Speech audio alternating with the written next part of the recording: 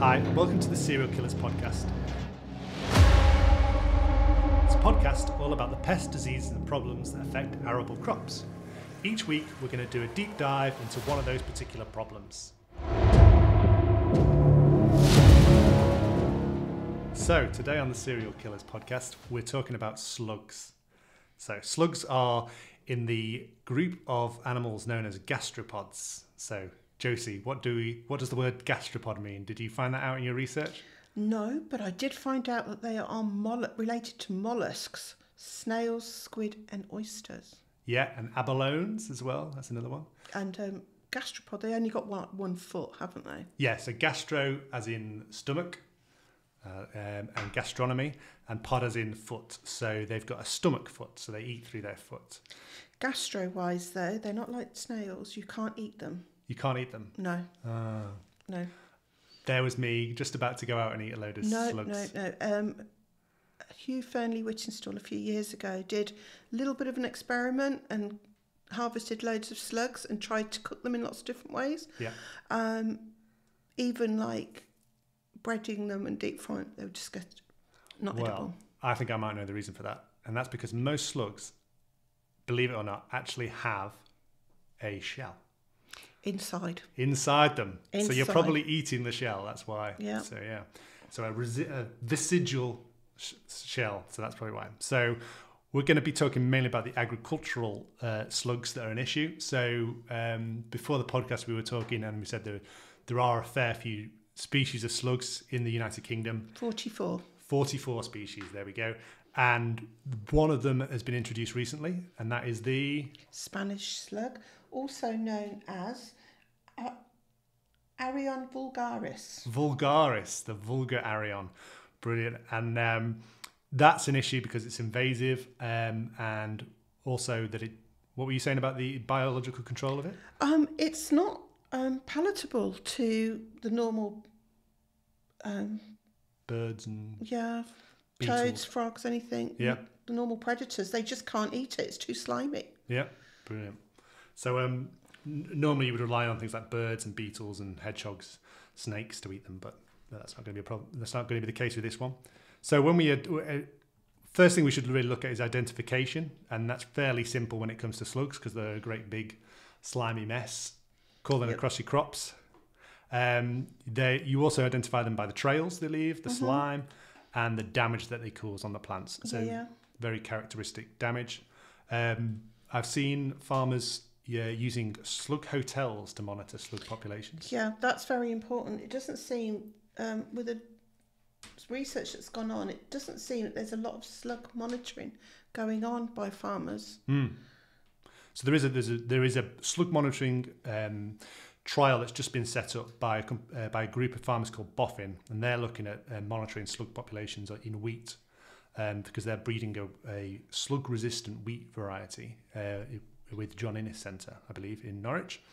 And so they're setting up slug hotels where they put old doors down in the field and then come back and see how many slugs are in the slug hotels. What are they baiting them with? I don't know. It's a good question. It could be things like fruit. They love fruit, don't they? Yeah.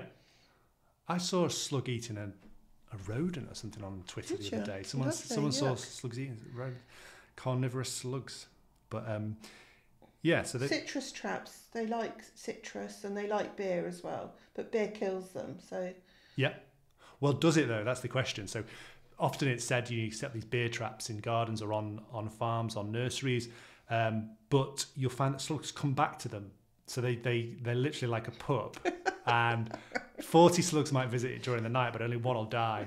Probably like a normal city centre pup. Got like an addicted slugs. Yeah, and but slug beer traps are used for monitoring quite often, and so much so that the European Union have designated beer as a basic substance that can be used for the control of slugs, only in beer traps.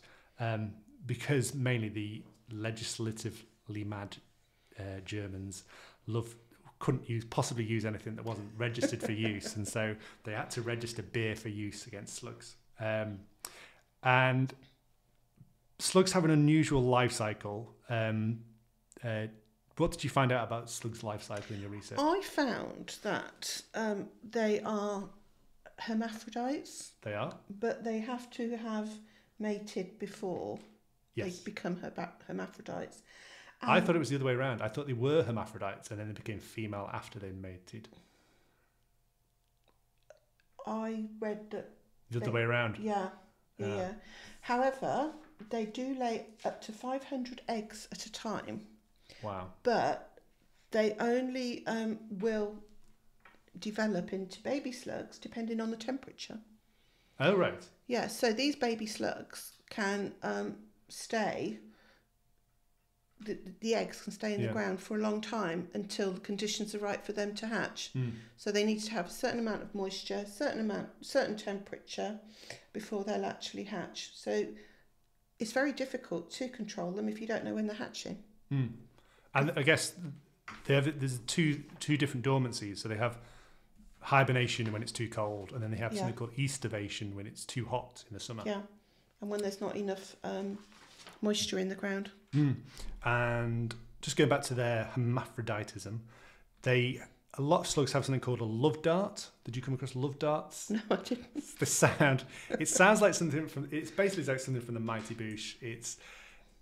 They inject their partner with these love darts instead of like inserting a penis, and then they lose their genitalia because of these barbed love darts have been injected, and that's what provides the, I guess, sperm into the other slug, and then they can be fertilize the eggs. So it's a very weird life cycle. So that's your one-shot opportunity. You then lost your male genitalia, and then you're a female. Could be onto something there. Yeah. So which crops are we looking at for slugs? Well, they do affect wheat. Yep. Annual yield loss is 4%, give or take. Yep. Which costs about 18 million a year in oilseed rape and 25.5 million in wheat. Yeah. Oilseed rape is a big one. So especially if the soil is cracked open because of a previous wheat crop and things like that, or ploughing is going to be a big issue. That's going to so wheat and oilseed rape, mainly oilseed rape though, and in fact the modern regenerative farmers that are using min-till or no-till will probably suffer less slug damage because the slugs love disturbed soil. Yeah. And we think of slugs as being these pests that crawl over the soil surface or crawl over the plant surface. But actually 99% of them are living in the soil and may not even make it to the soil surface in their lifetime. Okay, so we've talked about ploughing and how that encourages them. What about the soil conditions? They do like damp soils. So unfavourable conditions are hot and dry. Yep. But they really do like damp moisture. And what about types of soils? Is there a type of soil they like? They like heavy soils with high clay or silt. Yep. Because obviously being gastropods and climbing over like coarse sand, the particles, they won't like that as such. In fact, diatomaceous earth is one of the things that we use in horticulture to control slugs and snails because of its abrasive nature.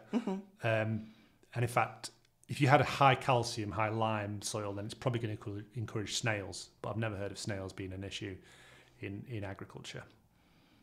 Okay, yeah. So they like weedy, damp conditions. Yeah. So they can hide in there as well. Cool. So when we look at control of slugs, obviously you can stand on them. It's a very effective control. It's a very ethical way of controlling slugs because they die quickly. Did you know that slugs and mollusks have actually they have something called opiate receptors in their nerves, and so that means they feel the same sort of pain as you do, whereas they're not like insects, which don't necessarily feel pain in the same way. So you have to kill them quickly to be ethically correct. Oh, right, okay. So you don't want a drawn-out death for a slug, otherwise it will cause it pain. So a boot is always good, standing on them. Mechanically kill them, anything that crushes them. Have you come across any other good methods for farmers? Not for farmers as such. With farmers, they need to irrigate in the morning. Yeah. So that soil's dry by the evening, which that will really help them. Food sources and shelter, they need to kind of... so that would be mainly for potato crops, or irrigation, Yeah. They like weeds, so it's keeping it weed free. In fact, you'll find a lot of slugs in compost. Yeah. Anywhere where there's debris, plant debris. Direct drilling, as well as delayed drilling, increases the slug damage. Brilliant. So crops grown on friable, frequently cultivated soils are less prone to slugs. Brilliant. And what about the threshold for slugs? It probably depends on the stage of growth. So for seedlings, a few slugs is actually going to cause a lot of damage. Yeah. And then whereas towards the end of the growth stage, it's not going to be as much of a problem. For oilseed rape, it's going to be a bit like pigeons. It's going to be... It might reduce numbers, but if the planting density is right, it might not be a significant impact at the end for yield. The main chemicals that are used traditionally was metaldehyde, and this was very effective. Yeah. There's an interesting story about how metaldehyde was discovered as a product, and it was a French farmer who was using metaldehyde as a... No, he wasn't using metaldehyde. That's a lie. He was hiring out his farm to campers, and the campers were using metaldehyde as a fuel, and the farmer kept on finding dead slugs around where the campers had been, and so he started using metaldehyde to kill slugs. And that's where it came from. So accidental environmental release of a poison was how it started, but over the years we found that metaldehyde was crazy dangerous to wildlife. So if anyone who's had a dog that's had a slug pellet will know it was nasty. And so, well, it was the knock-on effect with all of nature, wasn't it? It was the birds and the hedgehogs and anything eating each other. Yep. And if metaldehyde was in that creature, it would just be passed on to the creature that ate it. So metaldehyde was banned fairly recently in the last decade. They banned it for a little while, and then they had to reinstate it, didn't they? Because it... Like all things, there was no alternative. So eventually an alternative came, which was ferric phosphate. And there's standard ferric phosphate slug pellets, and there's those that are linked to EDTA to chelate them. And that's what's used routinely both for monitoring slugs and for controlling slugs in the field. However, at Eutrema, we've developed a new slug defence called SLUGGER. And SLUGGER is liquid ferric phosphate. And normally, ferric phosphate is not soluble. That's why they're in pellets. And that reason slugger is such a good product is because it's a liquid, it can go into the soil where 99% of the slugs are, and it can go on the plant rather than just staying on the surface. So a bit of a plug there for slugger. If you're interested in doing a trial on your oilseed rape, then we'd love to hear from you. We can send you some samples. The advantage I see with that is that if you use nematodes, you can water them on, but you can only use them at specific times of the year for them to be effective. Whereas... That's a really good point. So Nemaslug is the nematode that BASF manufacture, and for a long while it was effective. It was a species called Phasma habiditis hermaphrodita, and that's been developed for decades. It was developed, I think, down in Bristol, and it's been a fairly good one, and it controlled a lot of the field slugs. But they introduced a new one called Phasma habiditis californica that came from California. And there was a couple of reasons for that. One was that it was easier to produce, and Nemaslug always suffered from supply issues. Yeah. And so depending on which distributor you got it from was whether you could get some for your farm or not. But the other reason they introduced it, I think, is because it was patented, and so no one else could grow it and culture it and produce it. Whereas Phasma habiditis hermaphrodita, anyone could manufacture that. So there's a number of companies because the patent had lapsed. Oh, right. Okay. So Nemaslug 2.0 is what BASF produce now. As I say, it's nematodes have their advantages and their disadvantages. Yeah. One of the major disadvantages is that they're a microbe in that you can't see them with the naked eye, but they're big. So they don't go through standard spray nozzles. They die fairly quickly, and they have compatibility issues. But apart from that, when in the right environmental conditions, they work really well. And that's important because they have to have the right environmental conditions, and they're only survive for so long once you've bought them. Yeah, I've got some in the lab, and they died within a few weeks. So, but there is so many of them, it's unbelievable. If you take a sample, stick it under a microscope, add some water, and you'll see them wriggling around. It's a great product to use. Yeah. From that, you can see the efficacy straight away. And do you know how they kill a slug? Do they inject them with some sort of bacteria? Yeah, and it gives it septicemia. Yeah. Yeah, so it's not actually eating it itself. No. It gives it injects the bacteria digests the slug, and then they eat the bacteria That's off right. of it. Yeah, That's so right. it's pretty nasty death for the slug. So what other birds will eat slugs? Anything else? Hedgehogs, Yeah. frogs, newts, ducks, anything really. Ducks, that's a great one. Yeah, geese. If you have a flock of geese and they land in your field, they'll eat the slugs as well as your crop. There was a great program on Netflix. It was My Big Little Farm, or Yeah. My Little Big Farm, and they had a horrendous problem with slugs and snails. And because it was all permaculture and they didn't want to use anything chemical, after they'd had their crops wiped out for however many seasons, they then decided, let's just let the geese in and ducks, and they just eradicated the problem. Brilliant. And that was growing on a large scale, so that's something you could consider.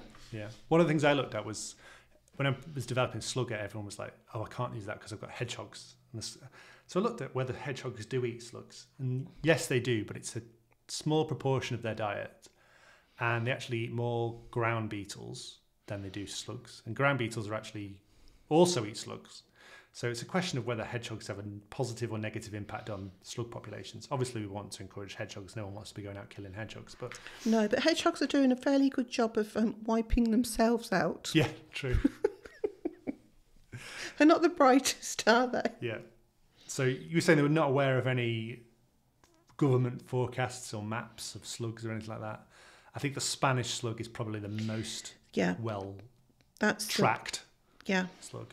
Yeah, it arrived in around about 2010 in potted plants and salad leaves. Yeah. And it was nicknamed super slug because it eats crops, wild plants, garden plants, and we can't control it because it's too slimy. Does it eat other slugs? There's wouldn't be one surprised. of them. I think there's one like the ghost slug or something like this. It's white and eats other slugs. No, I don't think it's that one. Yeah. But it's resistant to poisons. Yep. Well, Yeah. I'll have to try it with Slugger. An invasive hitchhiker. An invasive hitchhiker. Yeah. Yeah. And of course, in horticulture, they suffer slugs probably more than they do in agriculture. So it's the number one pest in gardens and nurseries. Things like hostas. What else is gerberas? Everything. Yeah, Basically. But in the hortic sector, which is worth about £4.8 billion in 2021, it's a huge issue. Yeah. It's a huge value just to be wiped out by slugs. That's Interestingly, though, the RHS has no longer classified slugs and snails as pests. Oh, right. What are they classifying them as? Co-eaters? Slimy creatures Slimy creatures. that eat everything. That's I think I can't remember what they've. I was in total disbelief, but they've basically weeds aren't weeds anymore, and Oh, yeah. pests aren't pests They've anymore. gone woke. Yeah. They've gone woke, Josie. Two things that I think really shouldn't be considered are copper strips. I think they don't work. No, unless you have a wide enough copper strip, Well, yeah, anything was going to work at a wide enough strip. yeah, because they can just kind of bridge a thin strip of copper. Yeah. So it has to be a deep enough copper Have you seen these strip. wool pellets as well? Yeah, apparently they don't like those. I mean, they don't like them, but it's not going to kill a slug. A friend of mine has put some fleece, like raw fleece, round her hostas, Yeah. and it seems to have kept them at. Well. Yeah. Oh, well. So yeah, a bit like the diatomaceous earth, I guess. Mm-hmm. But really not an option at field scale. No. And any benefits from slugs? Eating weeds, I suppose. Breaking down compost. I must say, when I have slugs and snails, horrible big ones, I put them in my compost bin. Yeah. So I don't kill them. I just put them in slug paradise. Mine tend to go for a little trip into the sky. Slugs, snails do. Yeah. Snails will have a little fly over to the substation, go and have a look and see what's over there. But slugs, they go into my brown bin, and then I just let them. Do you want to know how to get rid of slugs? I've got a great one. Invent a slug defense product like Slugger, and then try and find some slugs to trial it on. Well, you won't be able to find a slug for weeks and weeks and weeks. I have bought Slugger, and my garden is being ravaged. Yeah. My hostas are just like lacy. Yeah. So yeah, definitely needs it. Needs it on, yeah. I think I had some red hot pokers that trialed it on because they were constantly being attacked. But and then we've got it on trial on oilseed rape in 2 farms in Lincolnshire this year, so that'll be good. So with the Slugger, it will actively work in the soil. Yep. What about the slugs that are above the soil? So it will coat the crop in a solution of ferric phosphate, which will then, because ferric phosphate's not soluble in water, it won't get washed off easily. Okay. It'll kill everything so it will kill the slugs. So it will protect the plant against the slugs. I have to be careful what I say. It will protect the plant from invasion from slugs, and then it will protect anything in the soil. So potato crops. I really want a potato farmer to trial it, because that would be good.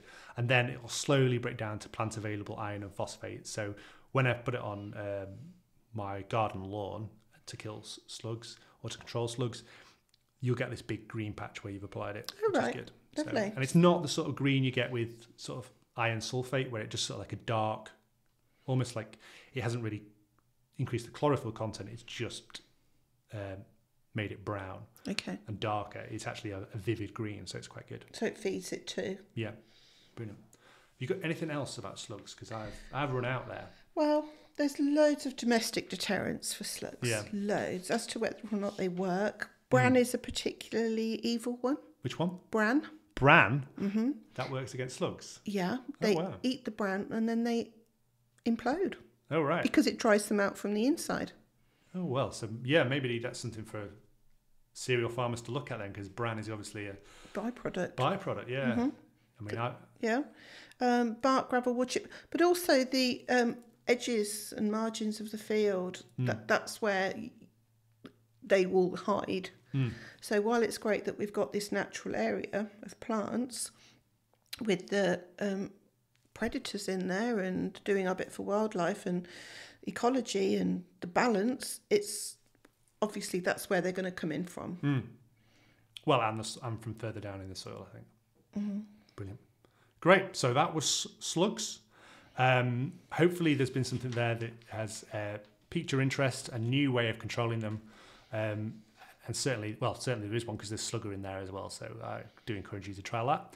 Until next time, thanks for listening to Serial Killers. I've been Russell Sharp, and you've been Josie.